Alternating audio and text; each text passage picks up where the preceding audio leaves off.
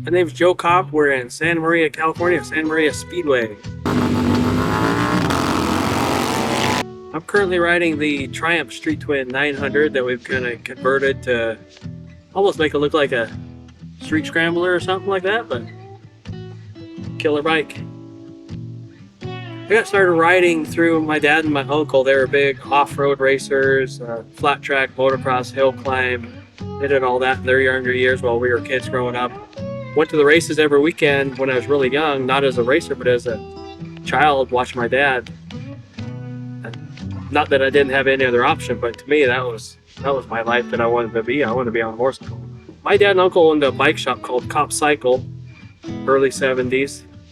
My mom always told me that the bike shop went out of business because they rode every new bike that came in the shop and raced every new bike, snowmobiles too. But they had Polaris snowmobiles, they had Mako, CZ, Zundap motorcycles. And yeah, I guess they kind of raced everything they brought in and tried to sell it to somebody.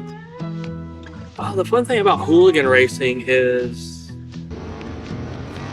we're all competing on bikes, whether you're on the Triumph, the Harley, the Indian, the Ducati, whatever it is. We're all competing on bikes that really aren't made to go around a circle track on dirt fast. So that kind of brings out the rider in everybody. Not necessarily the flat track racer, but brings out the overall rider, I think, in a lot of people. And that's something that I've always done. I've always done a whole bunch of disciplines of racing and riding. So to me, this fits my style because it just kind of adapts to the way I think on a bike, you know.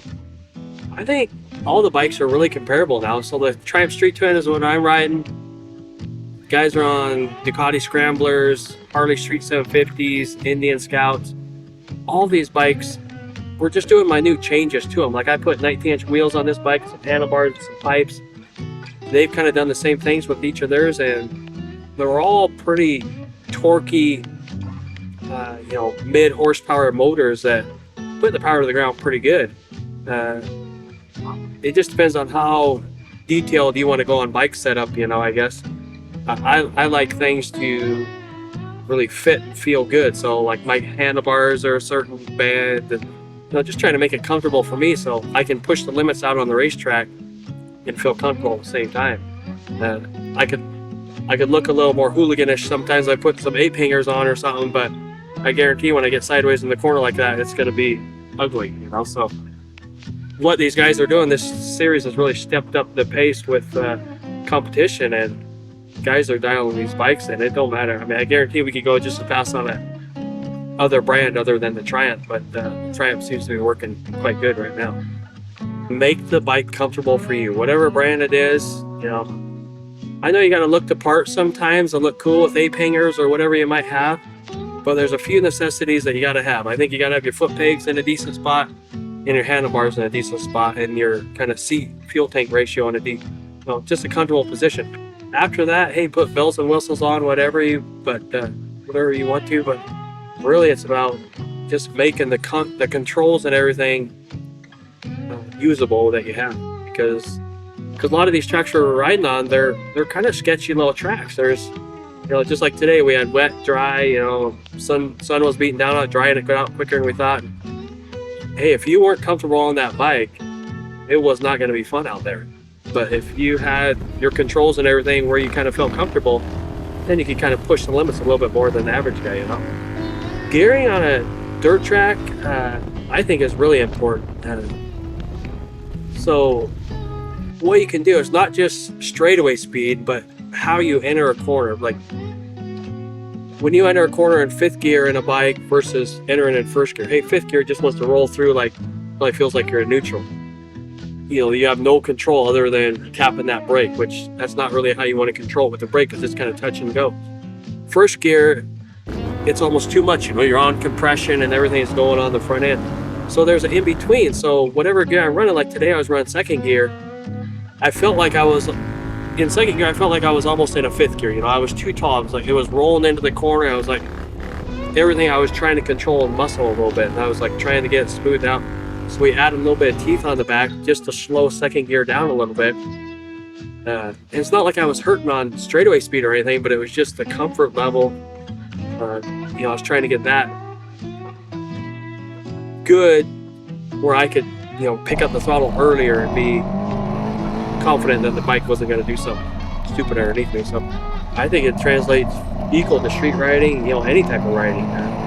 I do a lot of street riding, off-road riding as well, and you got corners everywhere. You got acceleration points, you got deceleration points everywhere on street or dirt, and whether you're playing or racing or whatever. So gearing a bike, I think, is pretty critical no matter what type of discipline you're on. It's just my next plan, kind of, I mean, it's kind of up in the air. I'm kind of in between a few, well, I guess you could say, career opportunities right now.